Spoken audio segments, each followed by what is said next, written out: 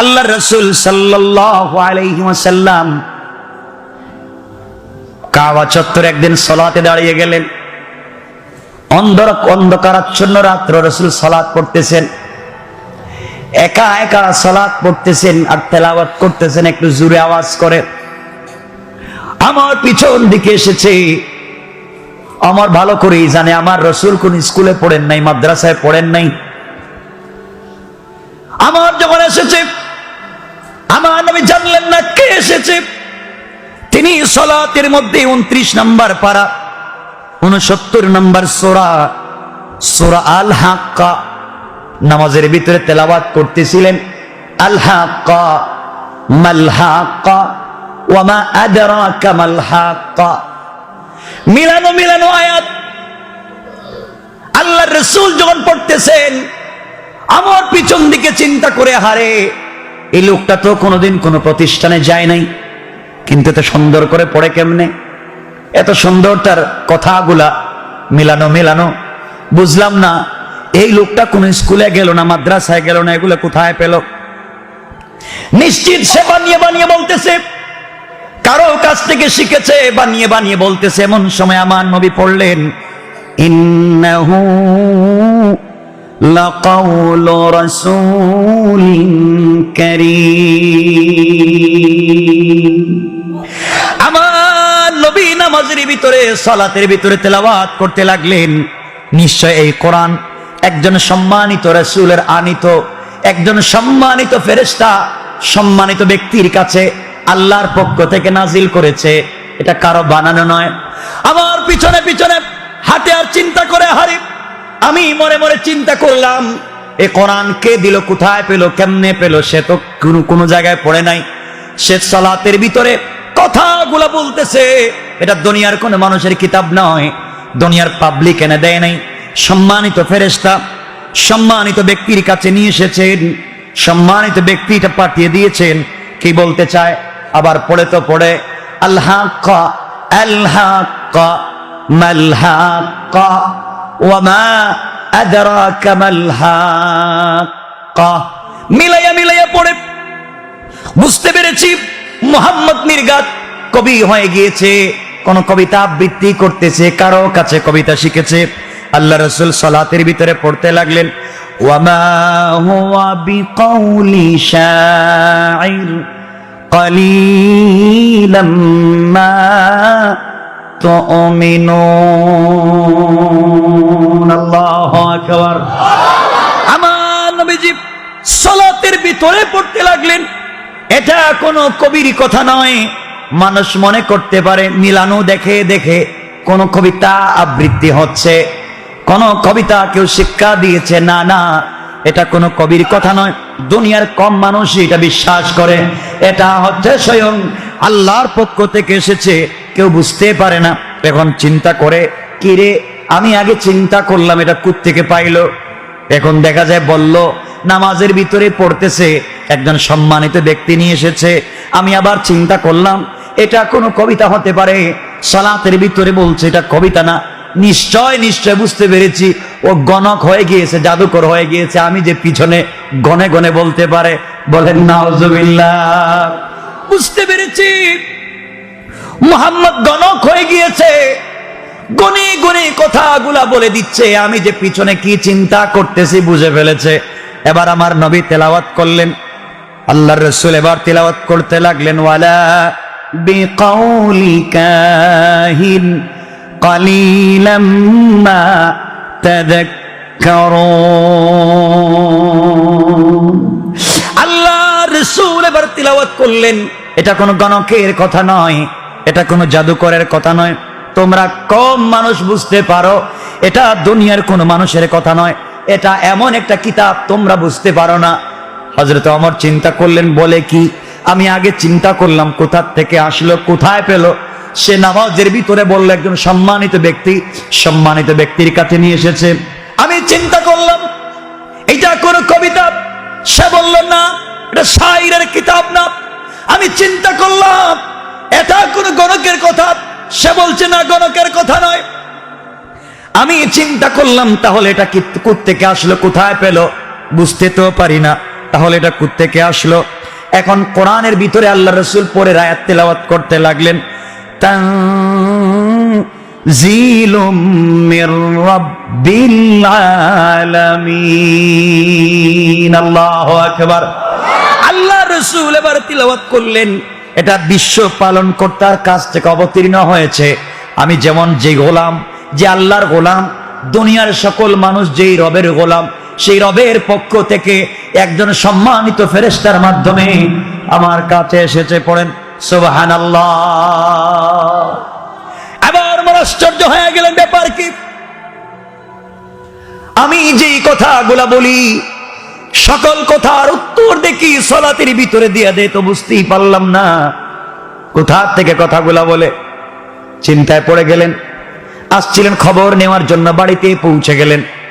ঘরে গিয়ে একা একা চিন্তা করে, না হারে যেই লোকটার পিছনে লাগলাম মারবার জন্য, ও তাহলে কি এক এক দিন এক এক কথা বলে, এত সুন্দর তার তেলাওয়াত।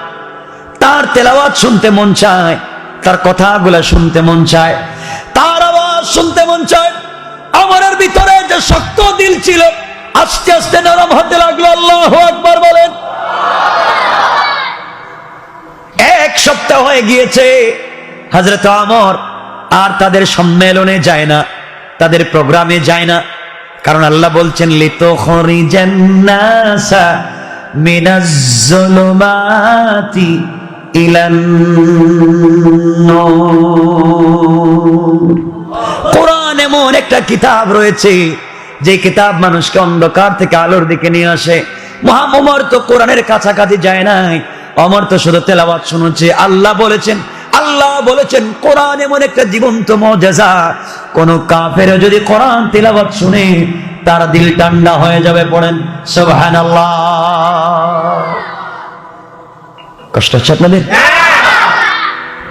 কিছুদিন হয়ে গিয়েছে, ওমর আর যাচ্ছেন না। দীর্ঘদিন পরে ওমরকে খবর দেওয়া হলো, ওমর, আবু জাহেল খবর পাঠাচ্ছে, বন্ধু তুমি কেন আসছো না প্রোগ্রামে? তুমি আসো। ওমর গিয়েছেন। আবু জাহেল, আবু লাহাব, উতবা, শাইবা, মুগীরা, আস ইবনে ওয়াইল সবগুলা বসেছে। হযরত ওমর ওখানে গিয়েছেন। কি ব্যাপার? তোমাকে কিছুদিন থেকে আনমনা দেখতেছি, প্রোগ্রামে আসো না। সংবিধানের কাজ, রাষ্ট্রের কাজ, কোনো জিনিসে নাই, চুরি সামারিতেও নাই।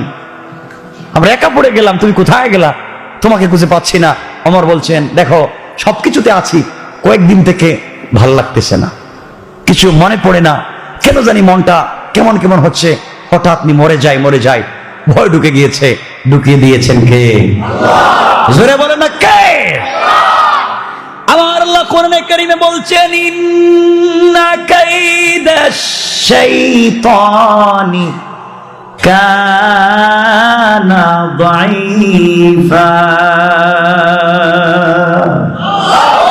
কাফের বেঈমানেরা যত কৌশল করে, সবগুলা কৌশল আমি আল্লাহর কাছে বড়ই দুর্বল। পড়েন সুবহানাল্লাহ। আবু জাহেলকে, দোস্ত তুমি কোনো খবর পাইছো? না, খবর তো পাইলাম না। দোস্ত, মক্কার মানুষ এই পাগলটার কথা শুনতেছে। কোন পাগলের কথা বলতেছো? ওই যে মুহাম্মদ। ওমর, আমিও তো শুনছি, মনে মনে কয় যাচ্ছে, কিছু করো। আর শোনো বন্ধু, বলছি তোমাকে, শোনো, 1-2 দিনের ভিতরে সমাধান করো, মুহাম্মদকে এখান থেকে সরাতে হবে। এই লোকটা এখানে থাকলে আমরা ভালো কাজ করি, আমাদের কাজ চলবে না। দেখবেন এলাকার খতিব সাহেব যদি ভালো মানুষ হয়, উনি জুমায় যদি একটু সত্য কথা বলে, চুর একত্রিত হয়, এই ইমামের রাখলে তো চাকরি থাকবে না। কথা বলেন না কেন? তাকে সরিয়ে দিতে হবে এখান থেকে। এই চিন্তায় থাকে। ভালো মানুষকে দেশে রাখা যায় না, দেশ থেকে তাড়িয়ে বের করে দেওয়া হয়। আর চোর ডাকাত বদমাইশেরা দাঁড়িয়ে দাঁড়িয়ে কথা বলে, আর তাদের স্ক্যান্ডাল করে রাস্তায় বের হয়ে যায়। আমার বন্ধুগণ, এক পর্যায়ে ওমর বললেন, কে বলা যায়, ওমর খুব আবেগী ছিলেন, আবেগ ছিল, কিন্তু ওমর বাস্তবতাকে বিশ্বাস করতেন। ওমরের উদ্দেশ্য ছিল, আমি সত্য যদি জানতে পারি মানব, যা সত্য হবে তাই আমি মানব। আর আবু জাহেলের চিন্তা হলো সত্য হোক আর মিথ্যা হোক, মুহাম্মদ যে সত্য নবী এটা আমি ভালো করেই জানি, কিন্তু মানতে পারবো না। মানলে আমার চাকরি থাকবে না, মানলে আমার ক্ষমতার নেতৃত্ব থাকবে না। এই নেতৃত্বের কারণে মুহাম্মদকে নবী মানতে চায় না। আজও কিছু লোকের নেতৃত্ব কর্তৃত্ব টিকিয়ে রাখার জন্য কোরআনের বিধান আর মুসলমান আলেম ওলামাদেরকে মানতে চায় না, ঠিক কিনা বলেন? আবার বন্ধুগণ, এক পর্যায়ে আবু জাহাল বলছে, দোস্ত 1-2 দিনের ভিতরে সমাধান করতে হবে, মুহাম্মদকে মেরে ফেলতে হবে। আমার মুসলমান বন্ধুগণ গভীর মনোযোগ, এক পর্যায়ে সিদ্ধান্ত হলো যেই ব্যক্তি মুহাম্মদ ইবনে আব্দুল্লাহকে হত্যা করতে পারবে তাকে 100 উট পুরস্কার দেওয়া হবে।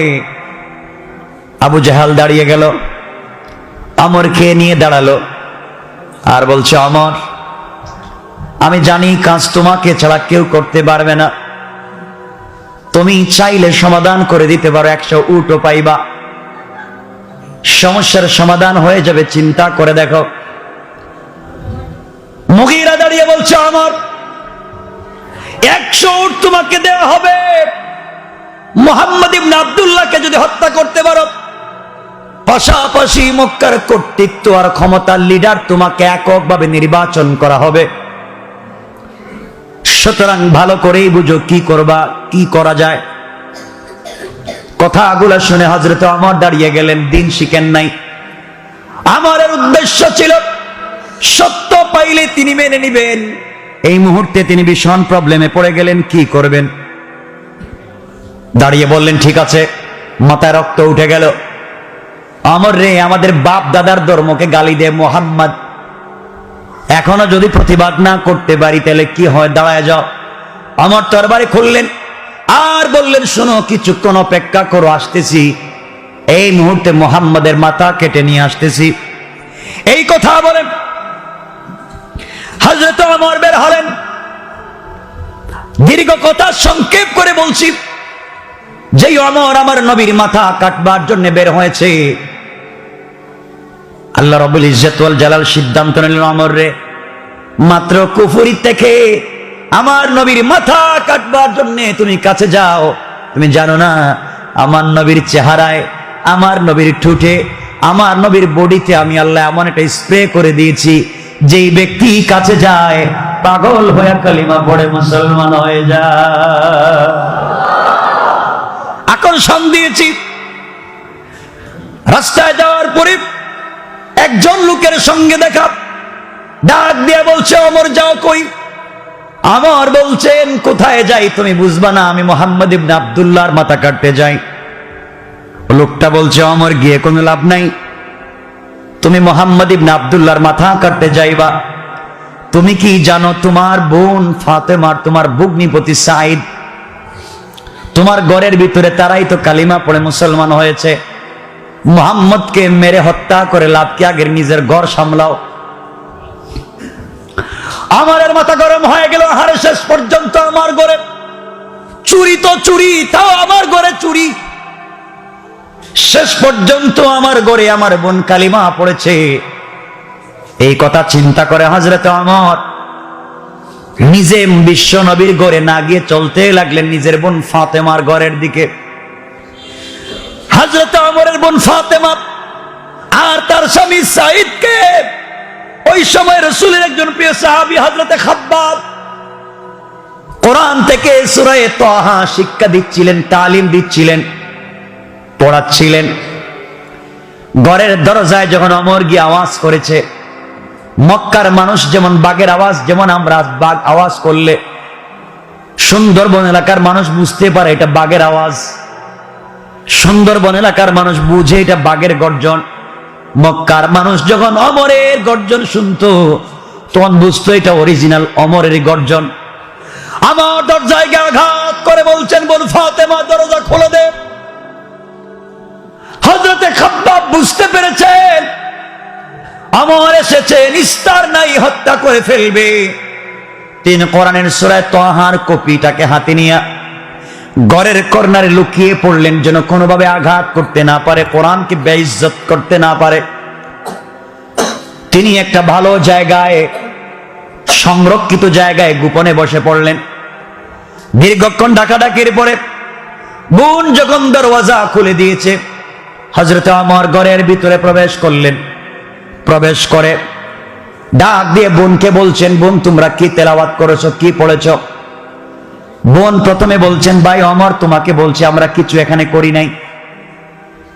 ডাক দিয়ে বলছেন, আমার বলো না হলে তোমাদেরকে পিঠাবো। এই কথা বলবার পরে ভগ্নিপতি হযরত সাঈদ বলছেন, ভাই আমরা কালিমা পড়েছি, মুসলমান হয়েছে, কোরআন শিখছিলাম। এই কথা বলবার কারণে নিজের তরবারির উল্টা পিঠ দিয়ে ঘুরে আঘাত করতে লাগলেন বোন জামাইকে। রক্তাক্ত করে দিলেন, মাথা ফেটে ফিনকি দিয়ে রক্ত বের হয়েছে। হযরত সাঈদ মাটির মধ্যে পড়ে গেলেন, জমিনের মধ্যে পড়ে গেলেন। বোন দৌড়ে আসছেন আর বলছেন, ভাই রে তুমি কেন আমার স্বামীকে আঘাত করেছ?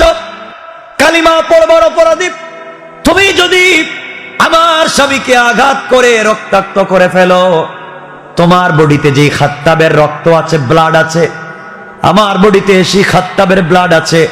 তুমি যেমন খাত্তাবের ছেলে ওমর, আমি তেমন খাত্তাবের মেয়ে ফাতেমা। মনে রাখবা, তুমি যদি 10টা মারো আমি একটা মারতে পারবো। খবরদার, খবরদার বলে দিলাম, তুমি বড় ভাই, আমার স্বামীকে যদি আর আঘাত করো তোমাকে আঘাত করতে বাধ্য হব। কোন আল্লাহু আকবার। খবরদার, তুমি তোমার ধর্ম নিয়ে চলো, আমাদেরকে আঘাত করতে দিও না। হযরত ওমর আমার নবীর বিরুদ্ধে কুরুচিপূর্ণ একটা বাক্য উচ্চারণ করতে যাবেন। বোন সাবধান করে বলছে, ভাই শোনো, আমি মেয়ে হতে পারি, তুমি যদি আমার রাসূলকে আঘাত করো বোনের ঘর থেকে জিহ্বা নিয়ে বের হতে পারবে না। আল্লাহু আকবার। আমি বোন কথা দিলাম, বাবার ব্লাড থেকে তুমি যেমন তৈরি আমিও তৈরি, তোমাকে এভাবে ছেড়ে দিব না। ভাইরে তুমি আঘাত করতে পারো, মরে যেতে পারি, টুকরা টুকরা করে দিতে পারো, জীবন্ত পুড়িয়ে ফেলতে পারো, কিন্তু যেই কোরআন পড়েছি, যেই কোরআনের স্বাদ পেয়েছি, একটা মিনিটের জন্য সেই কোরআনকে ছেড়ে দিতে পারি না। আমার চিন্তায় পড়ে গেলেন, ব্যাপার কি? এত মায়ের দিচ্ছি, এত আঘাত করতেছি, বোন রক্তাক্ত হয়েছে, তার স্বামী অজ্ঞান হয়েছে, কোরআনকে ছাড়তে চায় না। কোরআন কি? কোরআন একটা ম্যাগনেট, কোরআন একটা লাইট, কোরআন একটা চুম্বক। লিতুখরিজান নাসা মিনাজ জুলুমাতি ইলান নূর, যারা অন্ধকার থেকে আলোর পথ পেয়ে যায়, কোরআন নামক লাইট পেয়ে যায়, সেরা আর সেই পথ থেকে যেতে চায় না। হযরতে ওমর বলছেন, বোন প্লিজ, বুঝতে পেরেছি তোর গরম মাথা, আমারও গরম মাথা, একটু কাজ কর। ঠিক আছে, সবকিছু তোমরা যা মন চায় করো। আচ্ছা কি তিলাওয়াত করেছো আমাকে একটু দেখাও। ফাতেমা বলছেন, ভাই না, তোকে দেওয়া যাবে না। ইন্নাকা রিজসুন ইন্নাকা নাজাসুন, তুমি নাপাক। আমাদের কোরআন পাক, কোন নাপাক মানুষের কাছে পাক পবিত্র কোরআন দেওয়া যায় না। হযরত ওমর বোনের আওয়াজ শুনলেন, আমি নাপাক আর তাদের কোরআন পাক। এই মুহাম্মদকে চিনে না, জানে না। অন্য গোত্রের একটা ছেলের জন্য আমার বোনকে মারলাম, বোনের স্বামীকে মারলাম, ওরা আমাকে মারতে চায়, ঘর থেকে বের হয়ে যেতে চায়, মরে যেতে চায়, মুহাম্মদকে ছাড়তে চায় না, কোরআনকে ছাড়তে চায় না। তাহলে কোরআনে কি আছে আমাকে দেখাই লাগবে।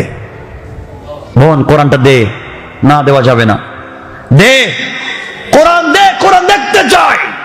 না ভাই, তোমাকে কোরআন দেওয়া যাবে না, আগে তুমি ওযু করো, গোসল করো, পবিত্র হয়ে আসো, তোমাকে কোরআন দিব। হযরত ওমর বসে পড়লেন। কিছুক্ষণ পরে ওমর দাঁড়াচ্ছেন, বলছেন, বোন আমি গোসল করে আসতেছি, আমি পড়তে চাই, দেখতে চাই কোরআনে কি আছে। এখন গরম না নরম? কথা বলেন না কেন? কৌশলটা কার? আল্লাহ। এমন সময় ঘরের কর্নার থেকে হযরতে খাব্বাব বের হলেন আর বললেন, ওমর আমার মন বলতেছে আল্লাহর রাসূলকে আমি একদিন বৃহস্পতিবার দিন গত রাত্রে, জুমাবার রাত্রে দোয়া করতে দেখেছি, তোমার নাম ধরে বিশ্ব নবীর পবিত্র জবানে দোয়া করেছেন। আমার বিশ্বাস বিশ্ব নবীর জবানে যেই নামটা উঠেছে, আল্লাহ মনে হয় তোমাকে কবুল করে নিয়েছেন। পড়েন সুবহানাল্লাহ। আমার বন্ধুগণ, এক পর্যায়ে আমার পবিত্র হয়ে আসলেন, গোসল করলেন, সূরা তাহার কপি তার হাতে দেওয়া হলো। তিনি পড়তে লাগলেন, তাহা মা আনজালনা আলাইকাল কুরআনা লিতাশকা। পড়তে লাগলেন তাহা, আপনাকে কষ্ট দেবার জন্য আমি আপনার প্রতি কোরআন নাজিল করিনি। আল্লাহ আমার রাসূলকে বলছেন, বন্ধুরে, তোমাকে কষ্টে ফেলার জন্য আমি আল্লাহ রাব্বুল ইজ্জত ওয়াল জালাল কোরআন নাজিল করিনি, কোরআন দিয়েছি ইল্লা তাযকিরাতাল লিমান ইয়াখশা। যারা দুনিয়ার জমিনে উপদেশ গ্রহণ করে ভয় পায়, আমি আল্লাহ রাব্বুল ইজ্জত ওয়াল জালাল তাদের জন্য কোরআন দিয়েছি। পড়েন সুবহানাল্লাহ। আমার পড়তে লাগলেন, এরপর আল্লাহ বলছেন, তানজিলাম মিম্মান খালাকাল আরদা ওয়াস সামাওয়াতিল উলা। আল্লাহু আকবার। আমার পড়তে লাগলেন, এটা তার কাছ থেকে অবতীর্ণ, আল্লাহর কাছ থেকে অবতীর্ণ। তিনি যিনি নবমণ্ডল ভূমণ্ডল সমস্ত দুনিয়া সৃষ্টি করেছেন, তার কাছ থেকে এই কোরআন এসেছে। পড়েন সুবহানাল্লাহ। তিনি কে, কোথায় থাকেন? আমার এবার চিন্তা করলেন, কোরআন এসেছে আল্লাহর পক্ষ থেকে, তাহলে আল্লাহ কই, তিনি বা কে? পড়তে লাগলেন পরের আয়াত, আল্লাহ রাব্বুল ইজ্জত ওয়াল জালাল বললেন, আর রাহমানু আলাল আরশিস তাওয়া। আল্লাহু আকবার। তিনি তো সেই রব যিনি আরশে সমাসীন আছেন। তিনি কে? লাহু মা ফিস সামাওয়াতি ওয়া মা ফিল আরদি ওয়া মা বাইনাহুমা ওয়া মা তাহতাত থারা। এই আল্লাহ যিনি আরশে আজিমে আছেন, যিনি নবমণ্ডল ভূমণ্ডল দুনিয়ার জমিনের মধ্যখানে যা আছে সব কিছু যিনি তৈরি করেছেন, নিজের হাতে সন্নিবেশিত করেছেন, সেই আল্লাহর পক্ষ থেকে কোরআন এসেছে। পড়েন সুবহানাল্লাহ। ওমর তো পড়তেছেন আর অভিভূত হচ্ছেন, এক আয়াত পড়তেছেন লম্বা, আমি তো সবগুলো পড়বো না। পড়তে পড়তে পড়তে পড়তে ওমর পৌঁছে গেলেন, কি রে, কি পড়তেছে এগুলা? তিনি কে? তার জন্য কি করা লাগবে? নবমণ্ডল ভূমণ্ডল বানালেন, তিনি আরশে আজিমে থাকেন। এটা হিদায়াত প্রাপ্ত মানুষ বুঝে, ভয় পায় যারা, তারা মানে কি, তিনি কি করা লাগবে তাকে ভয় পেতে হলে? পড়তে পড়তে তিনি সূরা তাহার 14 নম্বর আয়াত পর্যন্ত পৌঁছে গেলেন। বসা ছিলেন, দাঁড়িয়ে গেলেন, পড়তে লাগলেন, ইন্নানি আনা আল্লাহ লা ইলাহা ইল্লা আনা ফা'বুদনি ওয়া আকিমিস সালাতা লিযিকরি। এই আয়াত পর্যন্ত পৌঁছে গেলেন, যেখানে আল্লাহ বলছেন, আমি ব্যতীত অন্য কারো ইলাহ নেই, অন্য কোনো ইলাহ নেই, অন্য কোনো উপাসনা করার জায়গা নেই, আর কারো ইবাদত করা যাবে না। সুতরাং ইবাদত হবে একমাত্র আমার, আর আমার সম্মানার্থে তোমরা দাঁড়াও, তোমরা বসো। ওয়া আকিমিস সালাতা লিযিকরি, আমার সম্মানের জন্য, আমার নাম নেবার জন্য তোমরা দাঁড়াও, তোমরা বসো, রুকু করো, সেজদা করো, সালাত করো, সব আমার জন্য। আয়াত পর্যন্ত পৌঁছে গেলেন।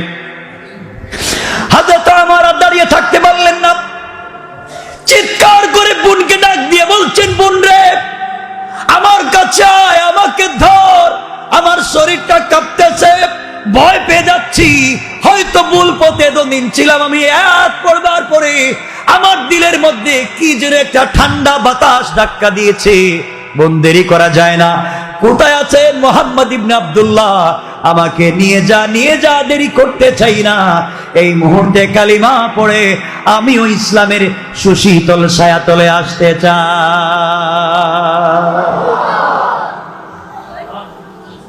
হযরত খাব্বাব বলছেন, আমার তোমার হাতের তরবারি এখনো খোলা, আর তোমরা কিন্তু বড় কৌশলী মানুষ। আমার ভয় হচ্ছে কালিমার নাম ধরে রসুলের কাছে গিয়ে রসুলকে কোনোভাবে হ্যারাসমেন্ট করতে চাও। হযরত ওমর বলছেন, খাব্বাব তুমি আমাকে ভালো করে চিনো ভাই, আমার ভয় হচ্ছে, আমার শরীর কাঁপতেছে। আমি যা আজকে তেলাওয়াত করলাম, এই মুহূর্তে যদি আমি মরে যাই, আল্লাহ বলছেন ইন্নানি আনাল্লাহ, একমাত্র তিনি রব, আর তার জন্যই ইবাদত করতে হবে, তার পায়ে সিজদা দিতে হবে। আমাকে তোমরা এখন পবিত্র বানাও, মুহাম্মদের কাছে নিয়ে যাও। হযরত খাব্বাব বলছেন, আমার মন বলছে তোমার প্রতি আল্লাহ দুই রসুল পাক দুই ওমরের জন্য দোয়া করেছেন, হয়তো আল্লাহ তুমি ওমরকে কবুল করেছেন। সুবহানাল্লাহ বললেন না? আপনারা কষ্ট পাচ্ছেন? আমার বন্ধুগণ, বুঝাতে চাই লিতুখরিজান নাসা মিনাজ যুলুমাতি ইলান নূর, মানুষ কেমনে কোরআন দিয়ে অন্ধকার থেকে আলোর দিকে আসে, আর আমরা কোরআনের তাবিজ বানাইয়া কলজার ভিতরে রাখছি, তাও কাজ করে না। কথা বলেন না কেন? কোরআন পড়তে পড়তে 30 বার মুখস্থ করেছি, তাও কাজ করে না। কারণ কোরআন এই কাজের জন্য শুধু আসে নাই, কোরআন হচ্ছে পূর্ণাঙ্গ সংবিধান, যা ব্যক্তি জীবন থেকে নিয়ে পার্লামেন্ট পর্যন্ত সকল জায়গা চলবে কোরআন দিয়ে। আমার বন্ধুগণ, হযরত ওমর রাদিয়াল্লাহু তাআলা রাসূল পাক সাল্লাল্লাহু আলাইহি ওয়াসাল্লামের দরবারে যাচ্ছেন, সাথে বোন ফাতেমার মাথা বাদা ফাটিয়ে দিয়েছেন, মাথা সাইদের মাথা ফাটা। হযরত খাব্বাব দৌড়ে গেছেন রাসূল পাকের কাছে, ইয়া রাসূলুল্লাহ ওমর আসতেছে, ওমর আসছে। রাসূল পাকের কাছে বসা ছিলেন হযরত ওসমান, হযরত আলী, আর দাঁড়িয়ে ছিলেন হযরত হামজা, রাসূলের চাচা। হামজা বলছেন, বাতিজা আমি ওমরের বিশ্বাস করি না, ও যতই তোমার কাছে আসুক আমার ভয় হচ্ছে তোমাকে ক্ষতি করবে, আমার হাতে জুলফিকারটা উঠাইয়া দাও। ওমর আসার আগে আগে আমি তাকে দুনিয়ার থেকে উঠাইয়া দেই। সে মনে করেছে সে বড় লিডার, আমি বেঁচে থাকবো হামজা আর আমার বাতিজাকে আঘাত করবে। নবীজি দাঁড়িয়ে বললেন, মুচকি হেসে, চাচা বসে যাও। জিবরিল আমিন এসে বলছে, ওমর মারতে আসে নাই, বরং তার তরবারিটা আমার কাছে রাইখা তার কলিজাটা দ্বীনের জন্য দিতে আসতেছে। আল্লাহু আকবার। হযরত আলী দাঁড়িয়ে গেলেন, হযরত হামজা দাঁড়িয়ে রইলেন, হযরত ওমর বিশ্ব নবীর সামনে কাছাকাছি চলে গেলেন। নবীজি সাল্লাল্লাহু আলাইহি ওয়াসাল্লাম যখন ওমরকে আসতে দেখলেন, তরবারিটা খোলা, কাদের মধ্যে ফেলে দিয়েছে, চোখের পানিতে গাল ভিজে যায়। এত শক্ত মানুষ, আশাদ্দুহুম ফি আমরিল্লাহি ওমর, একটা শক্ত মানুষ, চোখ থেকে পানি পড়তেছে। নবীজি দাঁড়ালেন, আমার যখন বিশ্ব নবীর চেহারা মুবারক দেখেছেন, তরবারিটা ফেলে দিলেন, নিচে রেখে দিলেন, আর নবীজির দিকে তাকাতে লাগলেন। নবীজি মুচকি হাসলেন। আমার বন্ধুগণ, বিশ্ব নবী যখন মুচকি হাসতেন, তার পুরোটা চেহারা লালচে বর্ণে হয়ে যেত, লাবণ্যময় চেহারা লালচে বর্ণে হয়ে যেত, যেমন দুধে আলতা দিলে যেমন কালার হয়, আমার নবীর চেহারা মুচকি হাসলে তেমন হয়ে যায়। পড়েন সুবহানাল্লাহ।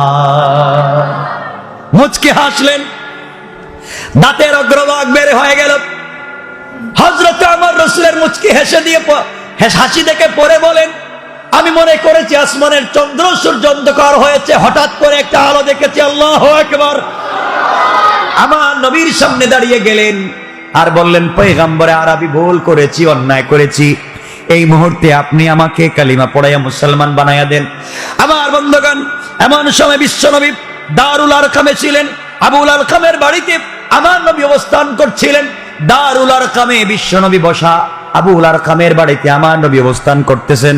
হযরতে হামজা দাঁড়িয়ে রয়েছেন, আলী উসমান দাঁড়িয়ে রয়েছেন। হযরত ওমর ঢুকলেন, তরবারি ফেলে দিলেন আর ডেকে বললেন, পয়গম্বরে আরবি, আমাকে কালিমা পড়াইয়া দেন। নবীজি কালিমা পড়াবার আগে হযরত ওমরকে জড়াইয়া ধরলেন, জড়াইয়া ধরে কপালে চুম্বন করে বুকের সঙ্গে জড়াইয়া ধরলেন। আইলেম সিনা দের সিনা।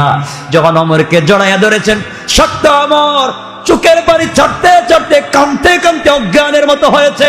দীর্ঘ 10 মিনিটের মতো রাসূল জড়িয়ে ধরেছেন।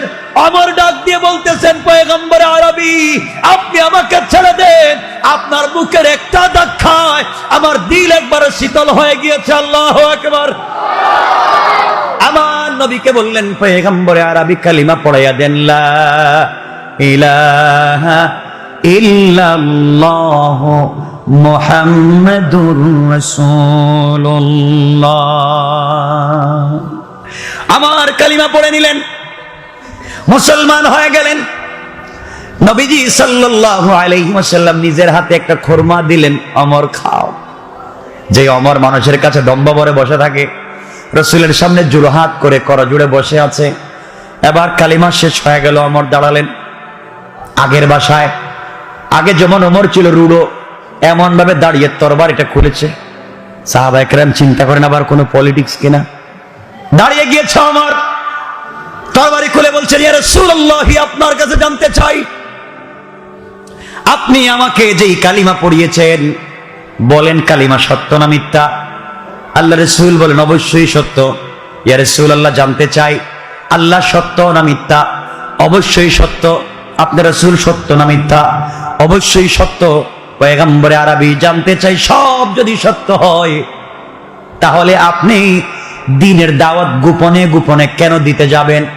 আজকে থেকে মক্কায় ইসলামের দাওয়াত গোপনে হবে না। এই মুহূর্তে আমার নেতৃত্বে মক্কায় একটা তাওহীদের মিছিল করতে চাই। আল্লাহু আকবার।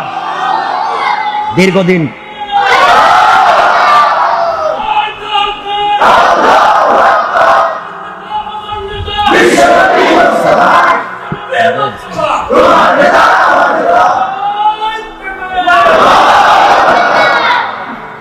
রাসূল পাক বলছেন, ওমর বসো, তুমি মিছিল করবা। তুমি জানো মুসলমান কয়জন? এ রাসূলুল্লাহ, বলেন আপনি।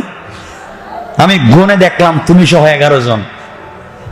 11 জন মানুষ নিয়া আর গোটা দুনিয়ার কাফেরদের মোকাবেলায় তুমি মিছিল করবা? ওমর বলেন, ইয়া রাসূলুল্লাহ, এটা জটিকা মিছিল হবে।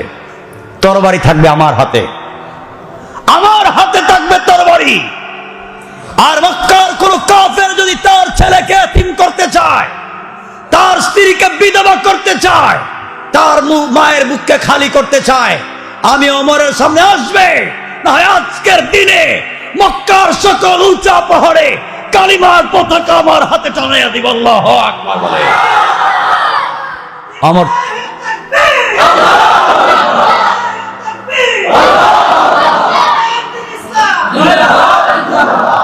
আমার বন্ধুগণ, এক পর্যায়ে হযরতে ওমর রাসূল পাক কি বলতেছেন, নবীজি সাল্লাল্লাহু আলাইহি ওয়াসাল্লাম ওমরের কথাকে মানতে চাচ্ছেন না। ওমর করজোড়ে বলছেন, ইয়া রাসূলুল্লাহ, আপনি না বলেছেন, আপনি বলেছেন কাফেরদের কৌশল ব্যর্থ, আমাদের অভিভাবক আল্লাহ, আল্লাহই যদি অভিভাবক হয়ে থাকেন, আজকে দেখব আল্লাহ অভিভাবকত্ব কেমন আদায় করেন। আজকের থেকে আমি আমাদের একটা মাত্র ধর্ম, আমাদের ধর্মের নাম ইসলাম, আর এই ইসলামের নেতৃত্ব এবং নেতা হলেন আপনি। আর আমি ওমর আজকের থেকে আপনার নেতৃত্বে কর্মী হিসেবে ঘোষণা দিয়ে দিলাম। আমি ওমর হব কর্মী, আর আপনি হবেন নেতা। সংবিধান হবে আল কোরআন। এখন ঠেকায় কে? আল্লাহু আকবার বললেন না? ওমর তো এই জিনিস ছিলেন না, আসছিলেন রাসূলের মাথা কাটতে, এখন জীবনটাও দিয়ে দিতে চায়। শেষ পর্যন্ত রাসূল বলেন, ওমর আমি কিছু বুঝতেছি না। জিবরিল আমিন কানে কানে বলছেন, ইয়া রাসূলুল্লাহ, আর বৈশা লাভ নাই, বহুত হইছে, ওমরের একটু সুযোগ দেন না। যে বেঈমানেরা আপনার মাথা কাটবার জন্য পাঠাইছিল, এরা এখনো মিটিং এ আছে। ওমর এখানে যায় না একটু তরবারিটা নিয়ে, দেখেন না এদের কি অসুস্থতা শুরু হয়। আল্লাহু আকবার বললেন না? চিন্তা করেন। রাসূল পাক বলেন, ওমর তাহলে কি করবেন? ইয়া রাসূলুল্লাহ, হামজা কোথায়? এই যে হামজা। হামজা শোনো, তুমি রাসূলের চাচা, তুমি আমির হামজা, তোমার যুদ্ধ বিগ্রহের অনেক শক্তি সামর্থ্য আমরা দেখেছি মক্কায়। জুলফিকার তোমার হাতে নাও, তুমি সামনে দাঁড়াতে হবে না। এই 11 জনকে 2 লাইন ধরাও, লম্বা করে 2 লাইন ধরাও। 6 জনের পিছনে থাকবে তুমি, আর 5 জনের সামনে থাকবো আমি। রাসূল পাককে দিব মধ্যখানে, আমি সামনে বলবো লিল্লাহে তাকবীর, নারে তাকবীর। আজকে পৃথিবীর জমিনে আল্লাহর তাওহীদের মিছিল হবে, আল্লাহ নিজে নেতৃত্ব দিবেন। আমরা কর্মীর শপথ নিয়েছি, ঠকাতে কেউ পারবে না, পারবে না, পারবে না ইনশাআল্লাহ। আমার বন্ধুগণ, আমরাও পারি, কথা বলেন না কেন? পারি না মনে হয়?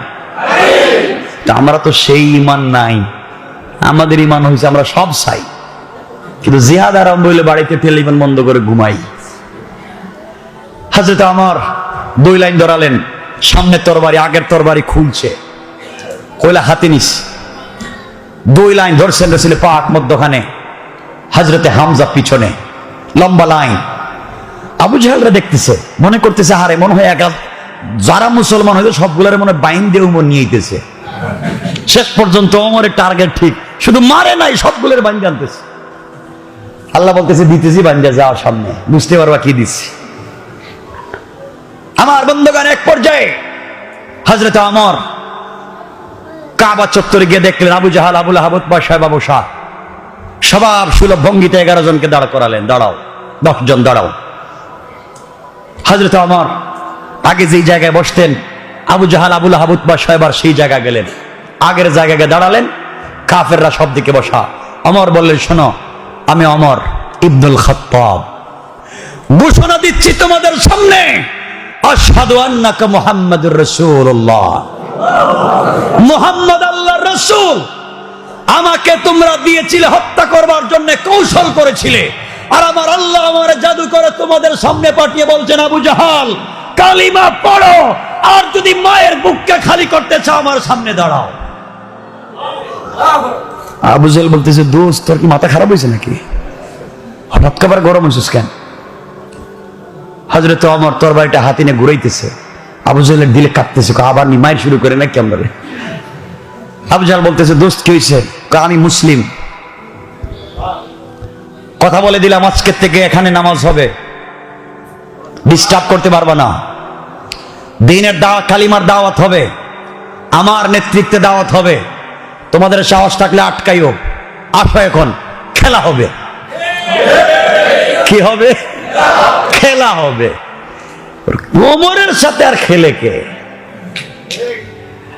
আবু জাহেল দাঁড়ায় বলছে, ভাই আজকের প্রোগ্রাম মুলতবি ঘোষণা করল, আমার কাজ আছে, আমি বাসায় গেলাম। আবু জাহেল বলতেছে, আমারও কাজ আছে। উতবা সাহেবা বলতেছে, এই প্রোগ্রামেরই দরকার নাই, কিছুদিনের জন্য আমরা অফ থাকি।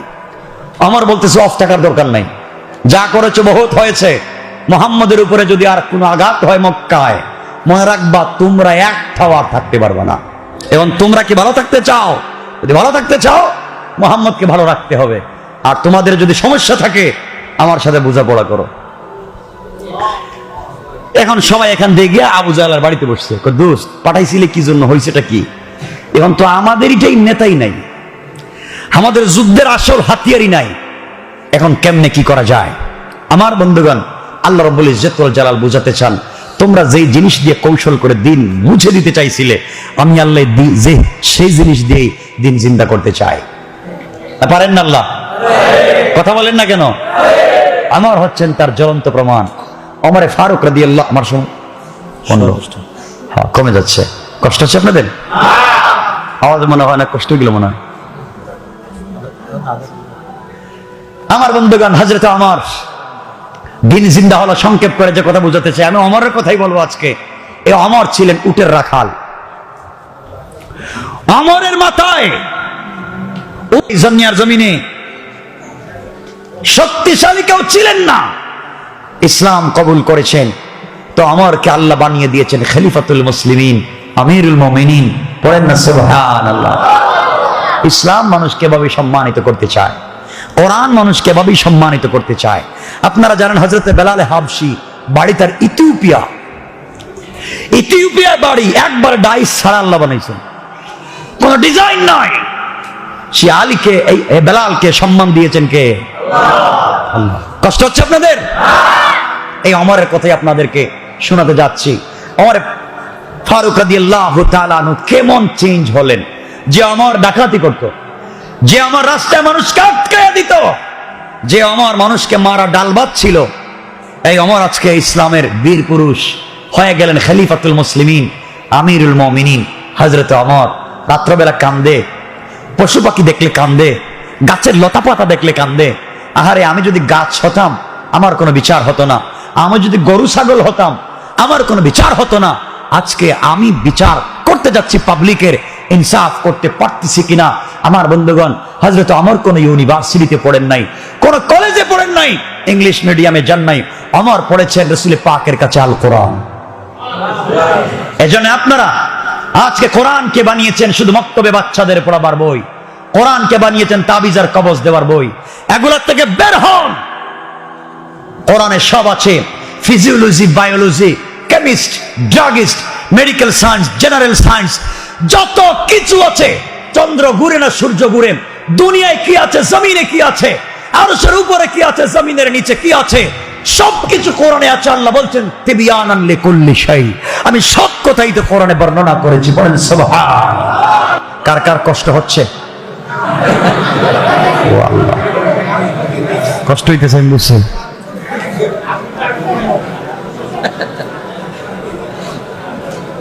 আমি আপনাদেরকে সেদিকে নিয়ে যেয়ে আলোচনা শেষ করব। আমার বন্ধুগণ, আসেন আমরা সামনের দিকে যাই। খুব সংক্ষেপ করে কথাগুলা বলে আমরা শেষ করতে চাইব ইনশাআল্লাহ। আমার বন্ধুগণ, খলিফাতুল মুসলিমিন আমিরুল মুমিনিনের কথা বলতেছিলাম। এই অমর কেমনে চেঞ্জ হলেন সে কথা আপনাদেরকে বলিয়ে, অমরের মাধ্যমে সমাজ কি হয়েছে সে কথা আপনাদেরকে বলতে চাই। আমার মুসলমান বন্ধুগণ, গভীর মনোযোগ, কিতাবের নাম মনে রাখবেন। আল্লামা জারুল্লাহ জামাখশরী তাফসীরে কাশাফে লিখেন, আমার বন্ধুগণ তারিখে ইবনে জারির তাবারিতে লিখে, খলিফাতুল মুসলিমিন আমিরুল মুমিনিন এই দুনিয়ার জমিনে যখন ইসলামের দ্বিতীয় খলিফা হয়ে গেলেন, ইসলামের দ্বিতীয় খলিফা হযরত ওমর। আপনাদেরকে চমৎকার একটা ঘটনার দিকে নিয়ে যাচ্ছি। কেমনে দিন শিখবেন, কেমনে দিন বুঝবেন, সামাজিকভাবে কেমনে কোরআনকে ফলো করবেন, আপনারা চিন্তা করেন। এক পর্যায়ে হযরত ওমরের কাজ হলো,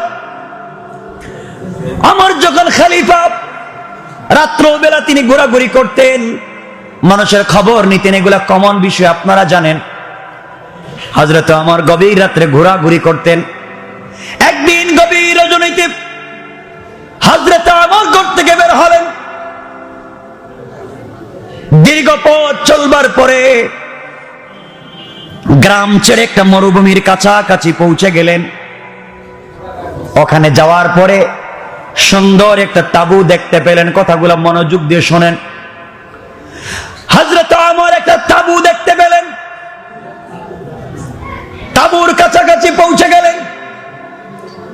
বাহির থেকে দেখেন তাঁবুর ভিতরে মিটমিট করে একটা লাইট জ্বলতেছে, গনগন করে কি যেন আওয়াজ আসতেছে। হযরত ওমর তাঁবুর কাছাকাছি পৌঁছে গেলেন। শুনেন, এই ঘরের ভিতর থেকে, তাঁবুর ভিতর থেকে গানের আওয়াজ আসতেছে। আমার আশ্চর্য হয়ে গেলেন। এই রাষ্ট্রের খলিফা আমি ওমর, এই রাষ্ট্রের সংবিধান আল কোরআন, এই রাষ্ট্রের পার্লামেন্ট হচ্ছে মদিনার মসজিদ। এই মাটিতে শুয়ে আছে না আখেরি জামানার পয়গম্বর। যেই রাষ্ট্র চলে কোরআন দিয়া, যেই রাষ্ট্রের রচয়িতা হলেন বিশ্ব নবী, আমার রাষ্ট্রের ভিতরে গান চলে, গভীর রাত্রে গান হয়, ডিজে পার্টি হয়। হযরত ওমর গরম না নরম? বলেন না একটু জোরে।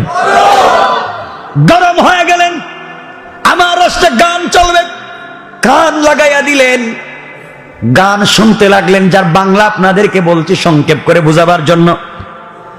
গানের বাংলা হচ্ছে, ও আমার প্রাণের বদুয়া, আমার যৌবন টলমল করে তুমি এসে দেখে গেলা না, কতদিন হয়ে গেল তোমাকে আমি দেখি নাই। এইভাবে যখন গান বলতেছে, আমার নিজেকে সহ্য করতে পারলেন না। কেউ বলেছেন বেড়া ভেঙে, তাঁবুর কাপড় ছিঁড়ে, কেউ বলেছেন উপর দিকে যা ছিল যেভাবেই হোক তিনি ঘরের ভিতরে প্রবেশ করলেন, তাঁবুর ভিতরে প্রবেশ করলেন। ঘরের ভিতরে গিয়া বললেন, কে আছো ঘরের ভিতরে? লাইট জ্বালাও, আলো জ্বালিয়ে দাও। লাইট জ্বালিয়ে দেওয়া হলো, আলো জ্বালিয়ে দেওয়া হলো। অমর তাকাইয়া দেখেন একটা মেয়ে বসে আছে, ঘোমটা দেওয়া প্রায় কাছাকাছি, সুন্দর করে বসে আছে। অমর বললেন, মেয়েটা বল। এই মেয়ে, খবরদার মিথ্যা বলবি না, মিথ্যা বললে আমার হাতের তরবারি দিয়ে শরীর থেকে মাথা আলাদা করে দিব। বলতো গভীর রাত্রে এই অমরের রাজ্যে কার কুলে মাথা রেখে গান বলেছ? যুবকটা ঘরের কর্নারে কোথায় লুকিয়ে গিয়েছে বলো, এমন অশ্লীল গান? কার কুলে মাথা রেখে গান বলেছ তুমি, এইবার বলো। মেয়েটা বলতেছে, যুবক রে, করজোড়ে নিবেদন করে বলছি, আমি তোমাকে চিনি না, তুমি আমাকে সন্দেহ করতে পারো না। তুমি কি জানো এই রাজ্যের খলিফা ওমর গরম মানুষ? আপনি গভীর রাত্রে আমার ঘরে ঢুকেছেন, সকালবেলা আমি ওমরের দরবারে আপনার বিরুদ্ধে নালিশ করব। দাঁড়িয়ে আছে কে? কথা বলেন না কেন? ওমর মনে মনে ভাবতেছেন, আমার সামনে দাঁড়িয়ে আবার লম্বা কথা। মেয়ে ডাক দিয়ে বলছে, যুবক, কে তোমাকে চিনতে পারি নাই, খবরদার আমার ঘর থেকে বের হয়ে যাও। সকালবেলা উমরের আদালতে তোমার বিরুদ্ধে নালিশ করব। ওমর বললেন, মেয়ে, বেয়াদবি করিস না, পরিচয় কি? পরিচয় আমার কাছে দাও। গান বলেছ, কার কুলে মাথা রেখে সেটা বলো। মেয়ে ডাক দিয়া বলছে, যুবক রে, বারবার বলতেছি আমি কারো কুলে মাথা রেখে গান গাইনি, একা একা মনে কষ্ট এসেছে এই জন্য গান গেয়েছি। কিন্তু যুবক, তোমাকে খবরদার বলে দিচ্ছি, তুমি জানো আমাদের রাষ্ট্রের খলিফা ওমর বহুত গরম মানুষ, কিছু উল্টা পাল্টা বললেই শরীর থেকে মাথা আলাদা করে দেয়। যুবক, তুমি ভুল জায়গায় এসেছ। আমার ঘরে ঢুকে আমার সঙ্গে দাঁড়িয়ে আমি কথা বলতেছ। গভীর রাত্রে একটা যুবতী মেয়ের ঘরের ভিতরে ঢুকেছ। আমি তোমাকে বলতেছি, শোনো, তুমি গভীর রাত্রে আমার ঘরে ঢুকেছ, আমি চিল্লা চিল্লি করি, এলাকার মানুষ জমা হয়ে যাবে, তুমি আমার চরিত্রের উপরে আঘাত করেছ বলে মানুষের কাছে বললে তোমার শরীর থেকে আমার মাথা আলাদা করে দেবে। তুমি কেন আমার ঘরের ভিতরে ঢুকেছ? হযরত ওমর বলছেন, মহিলা, কিছুই জানতে চাই না, আগে বলো গান বললে কেন? মেয়ে ডাক দিয়ে বলছে, যুবক শোনো, আমি জানি ইসলামের রাষ্ট্রে গান হারাম, গান গাওয়া হারাম, অর্থায়ন করা হারাম। আমি জানি, আমি গান গেয়েছি, কিন্তু আমি গান গেয়ে কোরআনের একটা বিধানকে লঙ্ঘন করেছি। আর গভীর রাত্রে তুমি আমার বাড়িতে ঢুকে কোরআনের চারটা বিধানকে লঙ্ঘন করেছো। সকালবেলা আমার আদালতে তোমার বিরুদ্ধে নালিশ করব, কোরআনের 4 বিধানকে লঙ্ঘন করে তুমি আমার ঘরে ঢুকেছো। ওমরের আদালতে বিচার হলে তোমার শরীর থেকে মাথা আলাদা হয়ে যাবে। আমি একটা বিধান লঙ্ঘন করেছি, এই জন্য শাস্তি পেতে পারি, কিন্তু তুমি চারটা বিধান লঙ্ঘন করেছো, এই শাস্তি না পাওয়া পর্যন্ত নিস্তার নাই। ওমর আশ্চর্য হয়ে গেলেন। আমি ঘরে ঢুকলাম, মেয়েটা অপরাধ করেছে, গান গেয়েছে, সে বলছে আমি নাকি 4 অপরাধ করেছি। সুবহানাল্লাহ বললেন না? ওমর চিন্তা করলেন, আমার রাজ্যে গান গায়, আবার আমাকে অপরাধী বানায়, পরিচয় দিচ্ছেন না। আর আমরা তো পাতি নেতা, যারা গ্রামের নেতা, হ্যাঁ পরিচয় দেয়, আমার চিনেননি। কথা কোন থাকেন, আমার চিনেননি, আমি কে, পরিচয় দেয়। আমি সব কথা বলতেছি না, কিন্তু সংক্ষেপ করে করে বলে যাচ্ছি। আমার বন্ধুগণ, এক পর্যায়ে আমার বলছেন, বলো বলো আমি কি করেছি, তুমি কি করেছো? এবার মেয়ে ডাক দিয়ে বলছে, যুবক শোনো, আমি কোরআনে কারীমের 31 নম্বর সূরা লুকমানের 6 নম্বর আয়াতের বিধানকে লঙ্ঘন করেছি। আল্লাহ বলেছেন এই আয়াতে, ওয়া মিনান নাসি মান ইয়াশতারি লাহওয়াল হাদিসি লিয়ুদিল্লা আন সাবিলিল্লাহ বিগাইরি ইলমিন ওয়া ইয়াত্তাখিযাহা হুজওয়া উলাইকা লাহুম আযাবুম মুহিন। যুবক, আল্লাহ বলেছেন কোরআনে কারীমের 31 নম্বর সূরা লুকমানের 6 নম্বর আয়াতে আল্লাহ বলছেন, এক শ্রেণীর লোক আছে যারা মানুষকে আল্লাহর পথ থেকে গুমরাহ করার উদ্দেশ্যে অনর্থক কথাবার্তা বলে, অনর্থক অন্ধভাবে মানুষকে ঠাট্টা বিদ্রুপের মাধ্যমে ভুল পথে নিয়ে যায়, গান বাজনা ও অশ্লীল বাদ্যযন্ত্রের মাধ্যমে ভুল পথে নিয়ে যায়। ও যুবক, এই আয়াতের ব্যাখ্যা অনুযায়ী আমি গান গেয়েছি, অশ্লীল গান, এই জন্য অন্যায় করেছি, এই জন্য আমার শাস্তি হবে। আমি গান গেয়েছি, এই জন্য অপরাধ করেছি। আমার একটা মাত্র অপরাধ, আমি গভীর রাত্রে গান গেয়েছি, এটা আমার অপরাধ। তুমি চারটা বিধান লঙ্ঘন করেছো। এই আয়াতের মাধ্যমে আল্লাহ যত গান আছে, টেপ রেকর্ডারের গান, টিভির গান, সিডির গান, মোবাইলের গান, ইউটিউবের গান, মহিলার গান, পুরুষের গান, ছেলের গান, মেয়ের গান, পৃথিবীতে যত গান আছে, বাদ্য আছে, এই আয়াতের মাধ্যমে আল্লাহ সবগুলাকে হারাম করেছেন। বলেন সুবহানাল্লাহ। আল্লাহ গানকে হারাম করেছেন। আর আমাদের দেশের কিছু মসজিদ মাদ্রাসার সভাপতি গানের মজলিসে আরামের সাথে সভাপতি হয়, ঠিক কিনা বলে? সুরগুলারে চিনেন না, যাক এগুলা বাদ। আজকে সব কথা বললে আবার শেষ করবো কখন? আমার বন্ধুগণ, ভালো করে মনে রাখবা যুবক, আজকে আমরা কোন পথে পরিচালিত হচ্ছি। হযরতে ওমরকে মেয়েটা বলছে, যুবকরে, আমি কোরআনের একটা বিধানকে লঙ্ঘন করেছি, আর তুমি আমার ঘরে ঢুকে কোরআনের চারটা বিধানকে লঙ্ঘন করেছ। এবার হযরতে ওমর বললেন, যুবতী মেয়ে বলো, আমি তোমার ঘরে ঢুকে কি করলাম, কি বিধানকে লঙ্ঘন করলাম? বলো তো আমি কি করেছি? তুমি একটা অপরাধ করেছো, আমি কি করলাম? এবার মেয়ে ডাক দিয়ে বলছে, আপনার 1 নম্বর অপরাধ, আল্লাহ রাব্বুল ইজ্জত ওয়াল জালাল কোরআনে কারীমের 2 নম্বর পারা 2 নম্বর সূরা আল বাকারার 189 নম্বর আয়াতে আল্লাহ রাব্বুল ইজ্জত ওয়াল জালাল বলছেন, ইয়াসআলুনাকা আনিল আহিল্লাহ কুল হিয়া মাওয়াকিতু লিন-নাসি ওয়াল হজ ওয়ালাইসাল বিররু বিআন তা'তুল বুয়ুতা মিন যুহুরিহা ওয়ালাকিন্নাল বিররা মান ইত্তাকা ওয়া'তুল বুয়ুতা মিন আবওয়াবিহা ওয়াত্তাকুল্লাহা লাআল্লাকুম তুফলিহুন। যুবক, আল্লাহ রাব্বুল ইজ্জত ওয়াল জালাল কোরআনে কারীমের 2 নম্বর পারা 2 নম্বর সূরা আল বাকারার 189 নম্বর আয়াতে আল্লাহ রাব্বুল ইজ্জত ওয়াল জালাল বলছেন, তোমার নিকট যারা জিজ্ঞেস করে নতুন চাঁদের বিষয়ে, বলে দাও যে এটি মানুষের জন্য সময় নির্ধারণ এবং হজ্জের সময় ঠিক করার জন্য বানানো হয়েছে। যুবক, এই কথাগুলো এই আয়াতের প্রথম অংশে আল্লাহ বলছেন, দ্বিতীয় অংশে আল্লাহ বলছেন, ওয়ালাইসাল বিররু বিআন তা'তুল বুয়ুতা মিন যুহুরিহা, তোমরা যদি কারো ঘরের ভিতরে ঢুকো, পিছনের দরওয়াজা দিয়ে কোন মানুষের ঘরের ভিতরে প্রবেশ করো না। আল্লাহ এই আয়াতের ভিতরে বুঝাতে চান, তোমরা যদি মানুষের ঘরের ভিতরে কোনো দরকারে প্রয়োজনে ঢুকতে হয়, তোমরা পিছনের দরওয়াজা দিয়ে ঢুকবা না। ওয়ালাকিন্নাল বিররা মান ইত্তাকা ওয়া'তুল বুয়ুতা মিন আবওয়াবিহা, তোমরা যদি আল্লাহকে ভয় করো, বিশ্বাস করো, মানুষের ঘরে ঢুকবার সময় সদর দরওয়াজা দিয়ে ঢুকো, মেইন দরওয়াজা দিয়ে ঢুকো, চুরের মতো, ডাকাতের মতো, বদমাইশের মতো পিছনের দরওয়াজা দিয়ে ঢুকো না।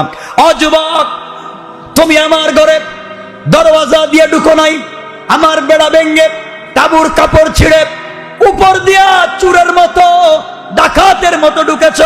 আর আল্লাহ বলছেন, কারো ঘরে ঢুকতে হলে সিস্টেম হলো দরওয়াজা দিয়ে ঢুকো, আর তুমি ঢুকেছ পিছন দিক দিয়া। সুতরাং এই জায়গায় তুমি কোরআনের এই আয়াতকে লঙ্ঘন করেছ। পড়েন সুবহানাল্লাহ। আমার আশ্চর্য হয়ে গেলেন, কিরে মেয়েটা এটা বুঝলো কেমনে? তাহলে কোরআন বুঝে ঘরে কোন রাস্তা দিয়ে ঢুকতে হবে। আল্লাহ বলছেন, ওয়াতুল বুয়ুতা মিন আবওয়াবিহা, ঘরে ঢুকলে তোমরা কোন দিকে ঢুকো? সামনের দরওয়াজা দিয়া, মেইন দরওয়াজা দিয়ে ঢুকো। চোরের মতো পিছনের দরজা দিয়ে ঢুকো না। ওয়াত্তাকুল্লাহ লাআল্লাকুম তুফলিহুন, তোমরা নিজেদের বাসনায় কৃতকার্য হতে পারবে, অন্যায় করবে না। আমার বন্ধুগণ, কথা যদি তাই হয়, আজকাল আমরাও মানুষের ঘরে চুর চামারের মতো ঢুকে যাই, কথা বলেন না কেন? চোরের মতো প্রবেশ করি।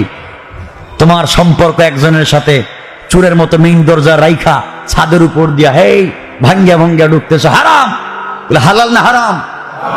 হযরত ওমর বললেন, সত্যি তো দেখতেছি আমার একটা ভুল হয়ে গেছে, আমি তো ঘরের মেইন দরজা ঢুকলাম না। কিন্তু মেয়েটা এটা বুঝলো কেমনে? মেয়ে কথাটা বুঝলো কেমনে? বলেন ঠিক আছে বুঝলাম, আমার দ্বিতীয় ভুলটা কি তুমি এটা বলো। এবার এই মেয়ে বলছে, যুবক তাহলে শোনো, তুমি 2 নম্বর ভুল করেছ।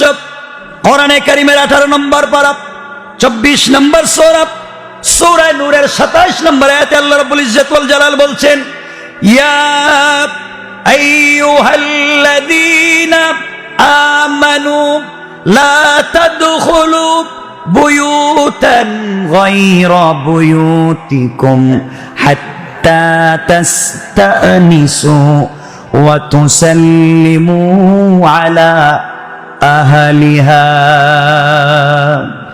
যালিকুম খায়রুল লাকুম লাআল্লাকুম তাযাক্কারুন। আল্লাহু আকবার। আল্লাহ রাব্বুল ইজ্জত ওয়াল জালাল কোরআনে কারীমের 18 নম্বর পারা 24 নম্বর সূরা, সূরা নূরের 27 নম্বর আয়াতে আল্লাহ বলছেন, যারা মুমিন তোমরা নিজেদের ঘর ব্যতীত অন্য মানুষের গৃহে যখন তোমরা প্রবেশ করো, তোমরা অবশ্যই লা তাদখুলু বুয়ুতান, তোমরা নিজের ঘর ছাড়া অন্য মানুষের ঘরে ঢুকবা না। আর ঢুকতেই যদি হয় হাত্তা তাস্তানিসু, অবশ্যই তোমরা ইজাজত নিয়ে, অনুমতি নিয়ে ঘরের ভিতরে পরিচয় দিয়ে প্রবেশ করো। আল্লাহ রাব্বুল ইজ্জত ওয়াল জালাল বলছেন, নিজের ঘরে ঢুকবার জন্য না, অপরিচিত মানুষের ঘরে ঢুকতে হলে অবশ্যই তোমরা অনুমতি নিয়ে, ইজাজত নিয়ে, পরিচয় দিয়ে ঢুকো। যুবকরে, তুমি আমার ঘরে ঢুকতে অনুমতি নেও নাই, ইজাজত নেও নাই, পরিচয় দেও নাই, তুমি কোরআনের এই আয়াতকে লঙ্ঘন করেছো। সকালবেলা ওমরের আদালতে তোমার বিরুদ্ধে নালিশ দিব। আমার মন বলতেছে যে অন্যায় তুমি করেছো, মাথা নিয়া বাড়িতে যাইতে পারবে না। আমর কো এবার ধরা পড়েছে জায়গা মতোই। সুবহানাল্লাহ বললেন না? কত মানুষের বিচার করলাম আমি নিজে, আর আজকে ঠিকই তো দেখতেছি মানুষের ঘরে ঢুকবার সময় পরিচয় দিতে হয়, অনুমতি নিতে হয়। অমরকে অনুমতি নিছেন? কথা বললেন না কেন? মেয়েটা চিন্তা করে দুটা বলছে, অমর এখন নরম হয়ে গেছেন। আগে ছিলেন দাঁড়ানো, তরবারে ছিলেন খোলা, তরবারে কুশবদ্ধ করে বগল তলায় নিয়ে মাটিতে বসে গেছে। বোন, এখন ভুল করতেছি, আর কি কি ভুল করছি আমি? ভুল করছেন তো অনেক, আপনি যেতে পারবেন না, আমি এখানে অমরকে খবর দিয়ে আনবো।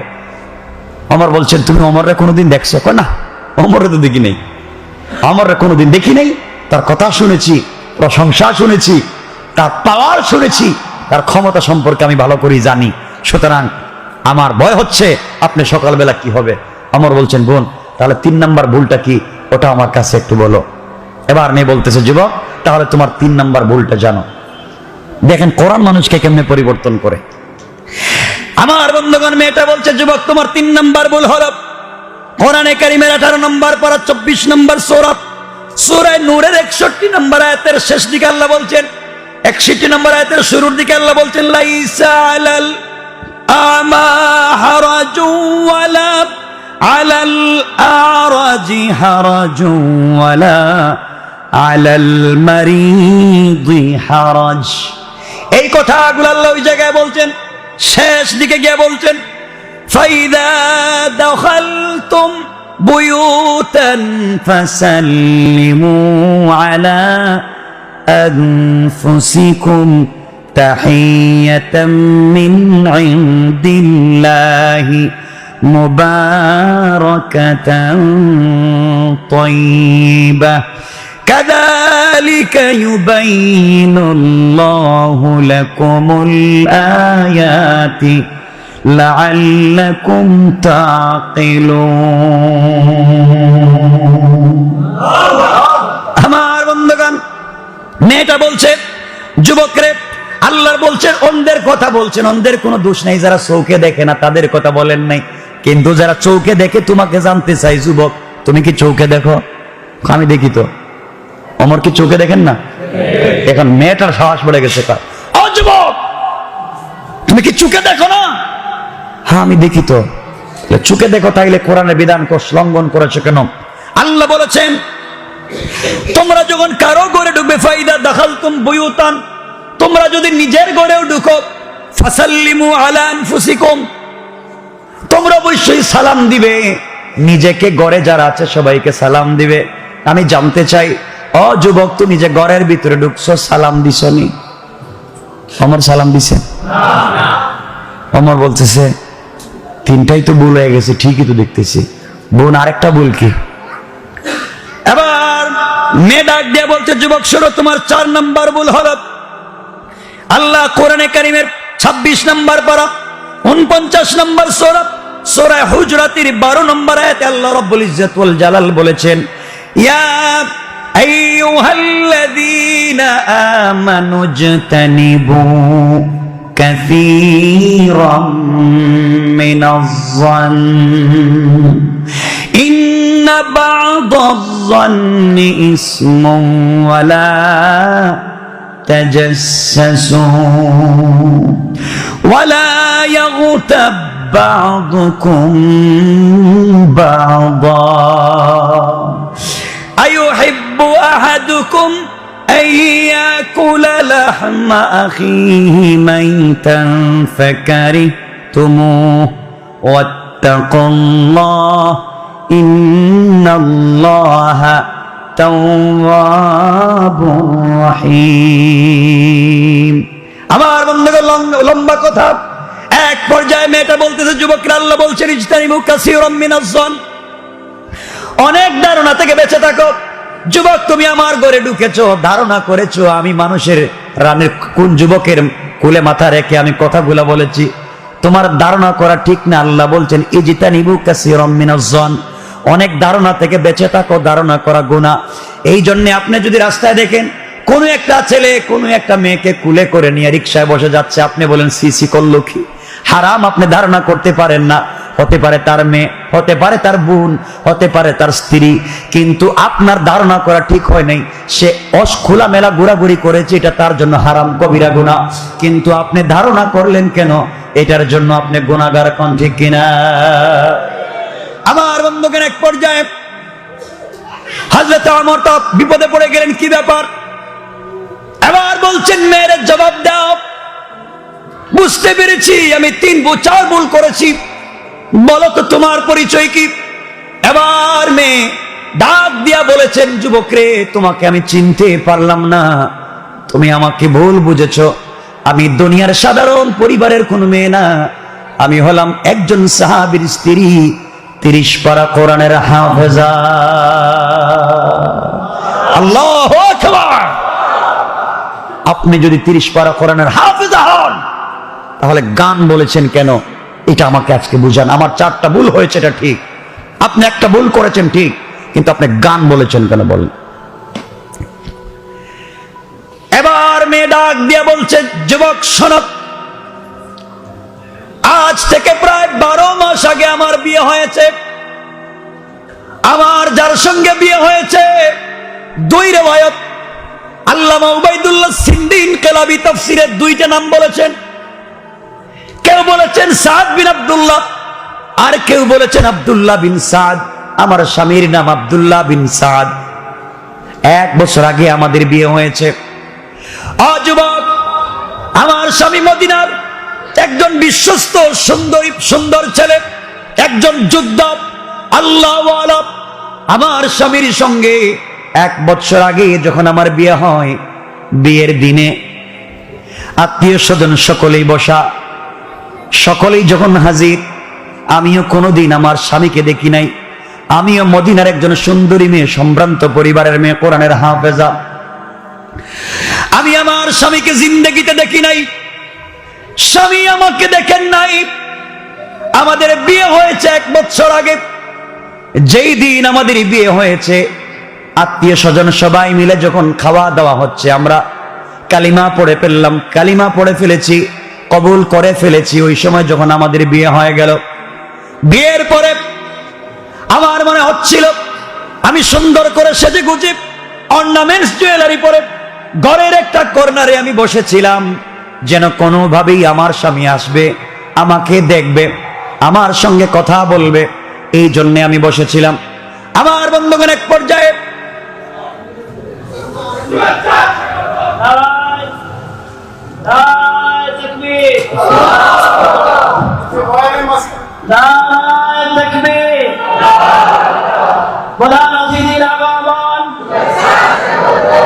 শুভেচ্ছা স্বাগতম, নারায়ে তাকবীর। আলহামদুলিল্লাহ, আমরা বসে যাই ভাই, কষ্ট হবে, আমরা বসে যাই। ভাই আসছেন, অবশ্যই লম্বা কথা বলবেন, তার পরিচয় দিচ্ছে, শোনেন। আমার বন্ধুগণ, এক পর্যায়ে মেয়ে বলছে, যুবকরে, আমার স্বামী যখন মেহমান খাওয়া দাওয়া শেষ হয়ে গেল, আমি ঘরের একটা কর্নারে বসে আছি, কয়েকটা মেয়ে আমাকে জড়ো করে বসিয়ে রেখেছে। আজ আমার স্বামীর সঙ্গে আমার দেখা হবে, ফুল সজ্জার রাত্র কত কথা জমিয়ে রেখেছি, স্বামীর সঙ্গে কথা বলবো। হঠাৎ করে আমার স্বামী হাত ধুয়েছেন, খাবার খাবেন, স্বামী প্লেটে খাবার নিয়েছে। এমন সময় একজন দূত, একজন কাসিদ আমার স্বামীর সামনে এসে সালাম দিয়ে বলছেন, এই প্রোগ্রামের ভিতরে আব্দুল্লাহ বিন সাদ নামে কেউ কি আছে? স্বামী দাঁড়িয়ে বলছেন, আমার নাম আব্দুল্লাহ বিন সাদ। কাসিদ দূত ডাক দিয়ে বলছেন, নেন, খলিফাতুল মুসলিমিন আমিরুল মুমিনিন আপনার কাছে একটা চিঠি পাঠিয়ে দিয়েছেন, চিঠিটা দেখেন। আমার স্বামী চিঠি খুললেন, চিঠি পড়লেন, চিঠিটা লাগায়া দিলেন। চিঠি লাগিয়ে দেওয়ার পরে আমার স্বামী জনতাকে উদ্দেশ্য করে বললেন, শোনো,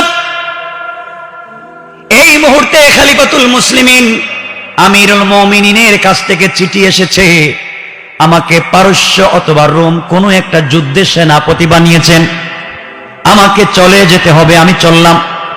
বেয়াদবি মাফ করবেন, কারোর সঙ্গে কথা বলতে পারলাম না, দেখা হলো না, বেঁচে থাকলে আবার দেখা হবে, প্রোগ্রাম এখানেই রেখে আমি চলে গেলাম। এই কথা বলে আমার স্বামী উঠে যাচ্ছেন।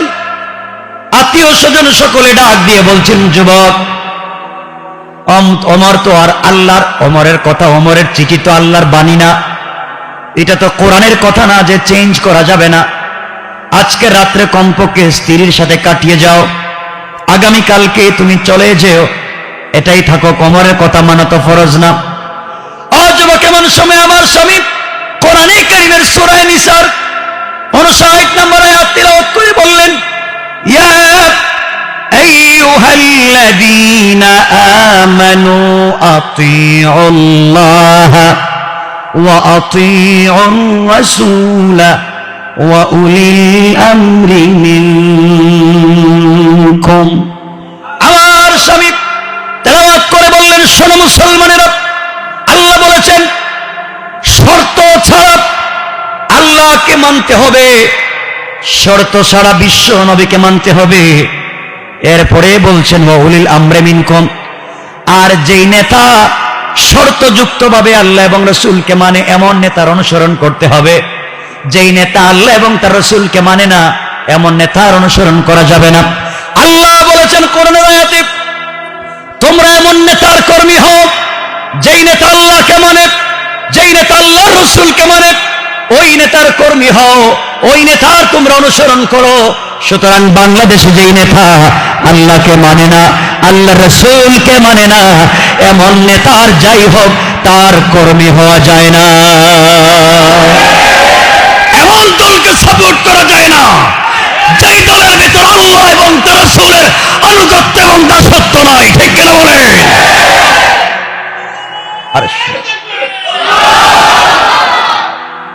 আমার বন্ধুগণ,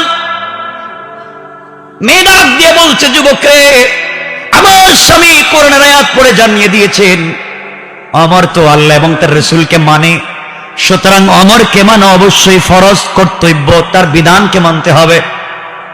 এক পর্যায়ে এই কথাগুলা বলবার পরে আমার স্বামী উঠে গেলেন, পোশাক খুলে ফেললেন, তরবারি পরলেন, তরবারি নিলেন, যুদ্ধের পোশাক পরলেন, আমার ঘরের দরজায় নক করলেন, ডাক দিয়ে বললেন, স্ত্রী রে, তুমি মদিনার এক সুন্দরী মেয়ে, আমি মদিনার এক সুপুরুষ, তোমার সঙ্গে আর দেখা হলো না, যুদ্ধের ময়দানে চললাম, যদি জিন্দেগিতে বেঁচে থাকি দেখা হবে, বেঁচে না থাকলে ক্ষমা করে দিও। স্ত্রী ওই সময় বলতেছেন, যুবকেরা আমি আমার স্বামীকে বলছি, স্বামীরে, জিন্দেগিতে তোমাকে ঠিক মতো দেখি নাই, আজকের রাত্রটা কাটাইয়া যাইতে পারলেন না, আমার কোনো আপত্তি নাই। আমার বলেছেন আপনি চলে যাবেন, কিন্তু একটা বার আসেন না, আপনার চেহারা দেখি কিয়ামতের ময়দানে আপনি স্বামী হিসেবে যেন আমি চিনে নিতে পারি। পড়েন সুবহানাল্লাহ।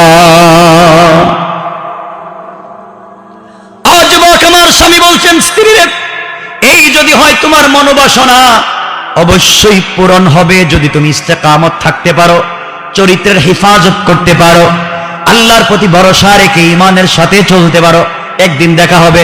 কিন্তু সুসংবাদ দিয়ে যাই, খলিফাতুল মুসলিমিন আমিরুল মুমিনিন চিঠির লাস্টে বলেছেন 4 মাস, 4 মাস পরে আমাকে ছুটি দিবেন। আজ আমার স্বামী চলে গেলেন, দেখা হলো না। যেই দিন পূর্ণাঙ্গ 4 মাস পূর্ণ হয়েছে, নতুন বধূর মতো সেজে অর্নামেন্টস জুয়েলারি পরে বসে আছি, সন্ধ্যাবেলা অপেক্ষা করছি স্বামী আসবেন। হঠাৎ করে আর একজন দূত এসে আমার কাছে চিঠি দিয়ে গেল। চিঠি খুলে দেখি আমার স্বামী বলছেন, খলিফাতুল মুসলিমের পক্ষ থেকে আরো 4 মাস সময় লাগবে, আরেকটা যুদ্ধে চলে গিয়েছেন। 8 মাস হয়ে গেল, সংক্ষেপ কথা, 8 মাস হয়ে গেল। আমার স্বামীর জন্য 8 নম্বর মাসে শেষ দিন আমি অপেক্ষা করতে লাগলাম, স্বামী আজকে আসবেন। আরেকদিন আবার চিঠি আসলো, 8 নম্বর মাসে চিঠি আসলো, আমি খুললাম, খুলে দেখি খলিফাতুল মুসলিমিন আমিরুল মুমিনিনের হাতের স্টাম্প করা চিঠি, লেখা আছে আমার স্বামীকে আরেকটা যুদ্ধের সেনাপতি বানিয়ে পাঠিয়ে দিয়েছেন 4 মাসের জন্য। আজ 4 মাস করে আজকে 12 নম্বর মাস পূর্ণ হয়ে গিয়েছে, আজও আমার স্বামী আসলেন না। এই জন্য গভীর রাত্রে মনের ব্যথা নিয়ে, দুঃখ নিয়ে, কষ্ট নিয়ে স্বামীর বিরহ হয়ে গান বলেছি, কোনো অপরাধ করিনি। 12টা মাস হয়ে গিয়েছে স্বামীকে দেখি নাই, এই জন্য আজকে কষ্ট পেয়ে কথাগুলা বলছি, অপরাধ করি নাই। যুবক, তুমি বলো তো কেন 4 বিধান লঙ্ঘন করেছো? আমি 1 বিধান লঙ্ঘন করেছি। খলিফাতুল মুসলিমিন আমার বললেন, বোন, আল্লাহর রাস্তে তুমি আমাকে ক্ষমা করে দিও, তোমাকে কষ্ট দিয়েছি। অবশ্যই তুমি যদি আগামীকালকে খলিফাতুল মুসলিমিনের দরবারে যাও আমার বিরুদ্ধে নালিশ করবার জন্য, আশা করি তুমি ওখানে আমাকে পেয়ে যাবে। আল্লাহু আকবার। যিনি এতক্ষণ কথা বলছেন তিনি কে? তিনি তো খলিফাতুল মুসলিমিন। আমার বন্ধুগণ, কেউ কথা বলবেন না, চালানে কথা বলবেন, এটা কেমন কথা আপনাদের? আমি রেখে দিব, আপনারা একটা কথা বলবেন না, শুধু বসেন। এক পর্যায়ে হযরত ওমর চলে গেলেন, সুজা চলে গেলেন সেনা ছাউনিতে, গিয়ে বলছেন, এই সেনা ছাউনিতে আব্দুল্লাহ বিন সাদ বা সাদ বিন আব্দুল্লাহ নামে কেউ আছো? কোথায় আছো?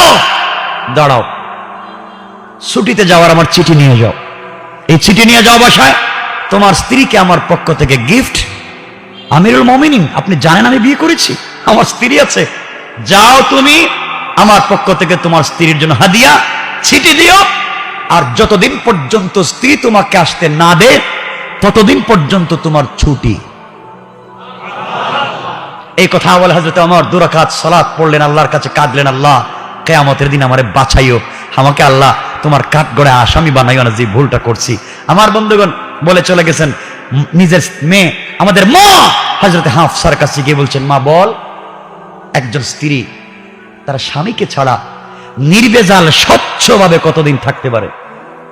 হাফসা বলছেন, বাবা আমাকে তো কোনোদিন এমন প্রশ্ন করেন নাই, হঠাৎ আজকে বলে জবাব দাও। হযরত হাফসা বলছেন, বাবা একটা স্ত্রী তার স্বামী ছাড়া মোটামুটি 4 মাস থাকতে পারবে, এরপরে থাকতে গেলে তার কষ্ট হবে, এরপরে সে অন্যায় জড়িত হয়ে যেতে পারে, এরপরে লাইফে কোনো অ্যাক্সিডেন্ট হতে পারে। এখন আপনারা আপনাদের ছেলেদেরকে প্রবাসে পাঠাচ্ছেন, কত বছর যে রাখছেন একমাত্র আল্লাহ জানেন আর আপনারাই জানেন। এদিকে যাচ্ছি না, যে কথা বলতে চাই, থেকে হযরত ওমর ইসলামী রাষ্ট্রে আইন করে দিলেন, আমার রাষ্ট্রে সেনাবাহিনীতে, আমার রাষ্ট্রে প্রশাসনে যারা চাকরি করবে তারা প্রত্যেক মাসে 3 দিন করে ছুটি পাবে। এই কথা বলে ছুটি কার্যকর করে দিলেন। আমি বলতে চাই, যে কথা এখানে আসলাম, হযরত ওমরের এত পরিবর্তন করেছে কোন জিনিস? লিতুখরিজান নাস মিনাজ যুলুমাতি ইলান নূর। এই কোরআন আমাদের দরকার আছে না নাই? এজন্য মনে রাখবেন, সকল কাজে, সকল কর্মে, সকল সেক্টরে আমাদের কাজ হবে আল্লাহর আনুগত্য করা, রাসূলের পথে, কোরআনের মতে। ঠিক আছে তো ইনশাআল্লাহ? ওই জায়গায় কোনো বাধা যেন আমাদের সামনে না দাঁড়ায়। দুনিয়ায় যত বাধা আসবে, যত সমস্যা আসবে, সকল জায়গায় সীসা ডালা প্রাচীরের মতো দাঁড়িয়ে প্রতিবাদ করতে পারবো তো ইনশাআল্লাহ? আল্লাহ আমাদের কবুল করুক। সবাই পড়েন আমিন। আমার জন্য দোয়া চাই, আপনাদের জন্য দিল থেকে দোয়া থাকলো। ভাইয়ের জন্য দোয়া করবেন। আমি আশা করি লম্বা সময় কথা বলবেন, দিল খুলে কথা বলবেন, আপনারাও দিল খুলে শুনবেন ইনশাআল্লাহ। আমার জন্য দোয়া চাই।